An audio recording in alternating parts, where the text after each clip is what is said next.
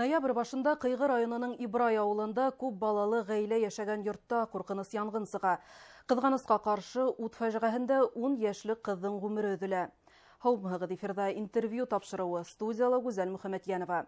Бүгенге әңгәмәбез хәвефсезлек кагыйдәләре турында. Студиябыз кунагы Россия гадәттән тыш хәлләр министрлыгының Башкортстан буенча идаралыгы начальнигы ярдәмчесе Ленар Вахидов. Ленар Фирдәусович, һаумыгыз. Һаумыгыз. Кыйгы районында ут фаҗигаһендә кыз баланың гомере өзелә. Гаилә башлыгы тән бешү менән реанимациягә озатылган. Янгын сәбәбе нимәлә булган? Кызганычка каршы мондый куркыныч янгын теркәлде. Монда 10 яшьлек бала вафат булды. Әлеге вакытта сәбәбен ачыклау эшләре алып барыла, экспертизалар каралган. Ел башыннан алып күпме бала һәлак булган?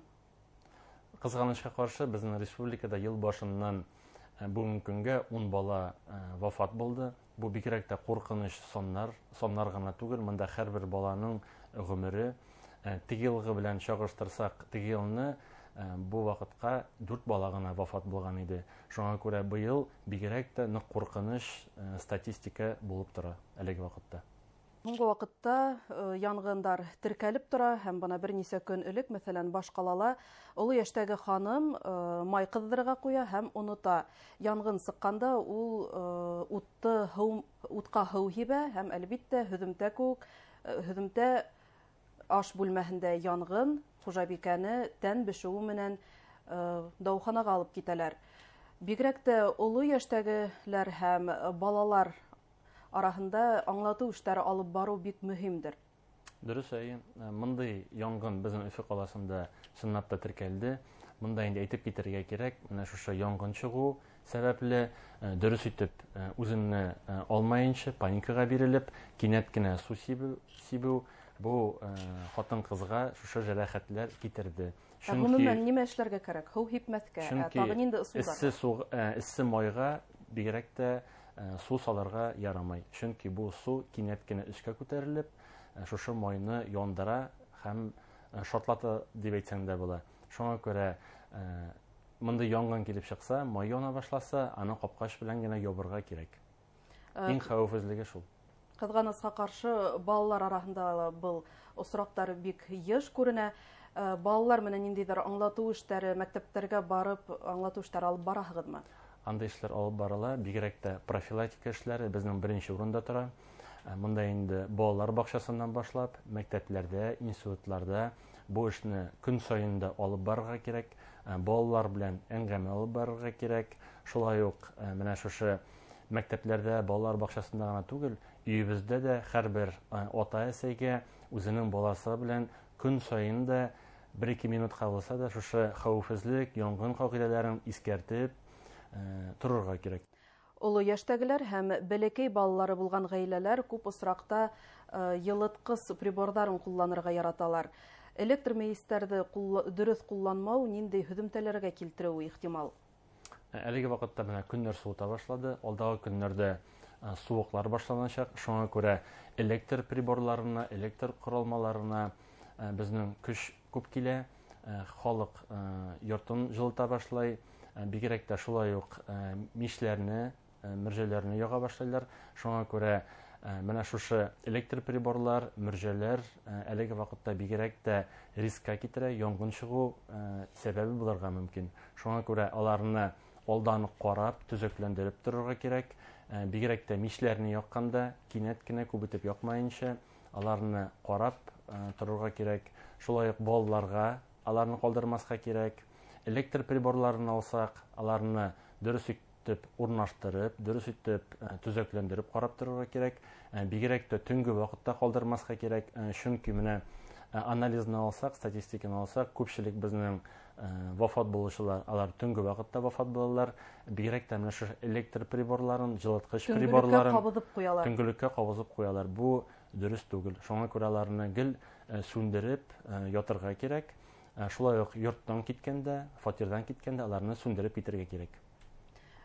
Шулай ук һәр йортта янгынды искәртүче приборларның булуы шарт. Был яһәттән рейдтар үткәрәһегезме? Рейдлар алып барабыз.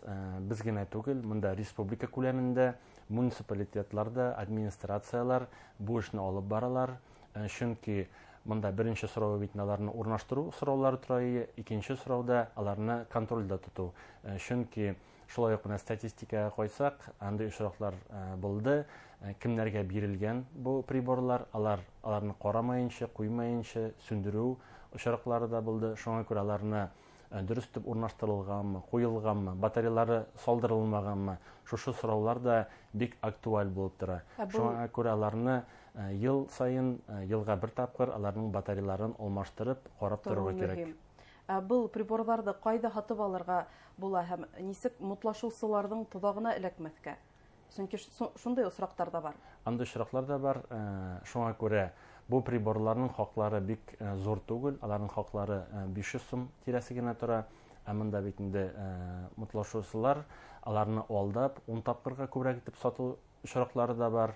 Андый очраклар да ачыклана. Шуңа күрә электр коралмаларын сататырган сататырган магазиннарда, алар кибетләрдә алырга кирәк. Шулай ук интернет ресурсларында да, маркетплейсларында да аларны заказ биреп алырга мөмкинлек бар. Янгын искәртү приборлары кую әлбәттә эште еңеләйтә. Аларның ярдәме бик зур. Чөнки менә 2015 елдан башлап без статистиканы алып барабыз. Әлеге вакытта безнең республикада 1000-дән артык кеше коткарылды бу приборлары белән. Безгә әле ачыклы фактларда гына. Аларның яртысы тирәсе 500-дән артык бала. Шуңа күрә һәрбер монда бер гомерне коткарса да бу прибор, аның ярдәме бик зур дип күрәбез. Менә быел безнең республикада пилот проект катылды. Мондый простой гына, ябай гына прибор түгел, монда GSM модульлы, аның бу GSM сим картасы бар.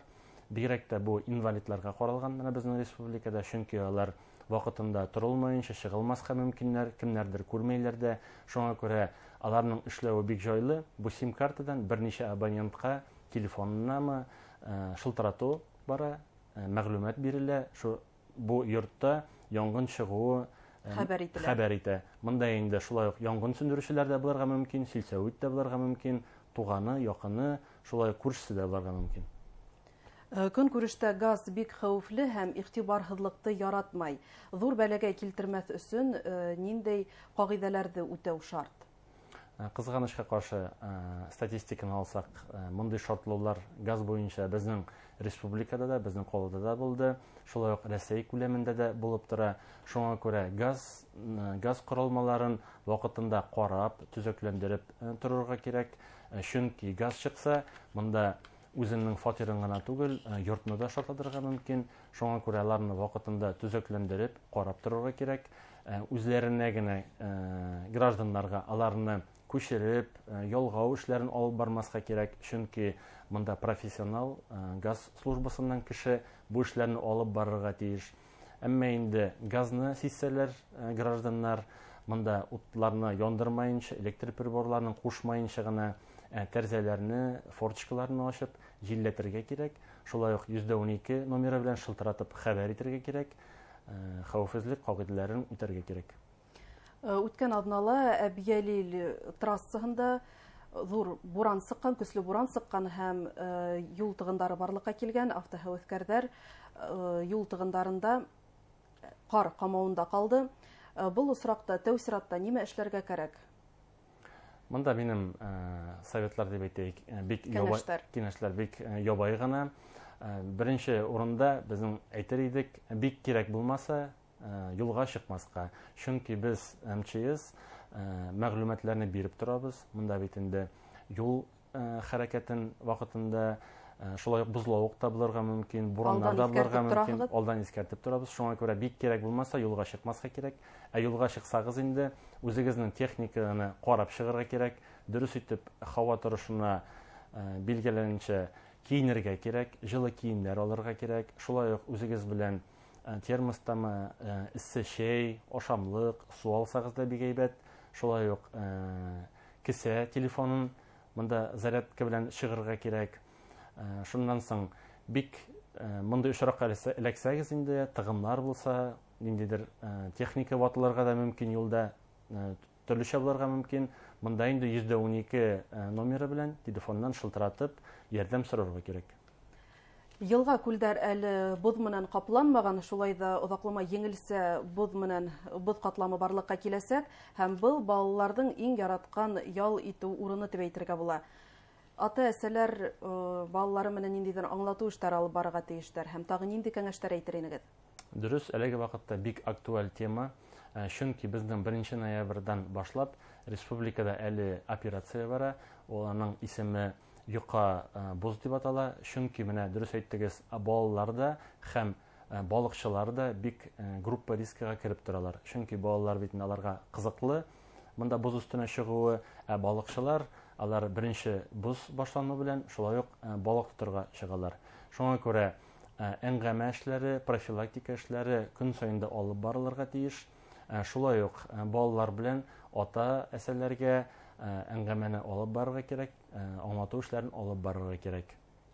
Һәм тағы бер тапҡыр тамашасыларҙың иҫтәренә төшөрөп үтәйек, әлеге ваҡытта нинди хәүефһеҙлек ҡағиҙәләрен теүәл үтәргә кәрәк, күҙ уңында тоторға кәрәк? Яңғын ҡағиҙәләрен, хәүефһеҙлек ҡағиҙәләрен үтәргә кирәк. Бигерәк тә балаларға, күршеләргә, үзебезнең яҡындарыбыҙға күҙ ҡолаҡ булып торорға кирәк. Бигерәк тә әлеге ваҡытта менә суыҡлар башланғас, электр приборларын ҡушып ҡалдырмайынса, электр шелтәрмәләренә нагрузка китәрмәйенсә, үзебезнең хәүефһеҙлек ҡағиҙәләрен үтәп, яңғын ҡағиҙәләрен үтәп торорға кирәк. Әңгәмәгеҙ өсөн рәхмәт. Иҫегеҙгә төшөрәбеҙ. Студиябыҙ ҡунағы Рәсәй Ғәҙәттән тыш хәлдәр министрлығының Башҡортостан буйынса идаралығы начальнигы ярҙамсыһы Ленар Вахитов менән әңгәмәләштек. Иғтибарығыҙ өсөн рәхмәт. Киләһе осрашҡанға тиклем.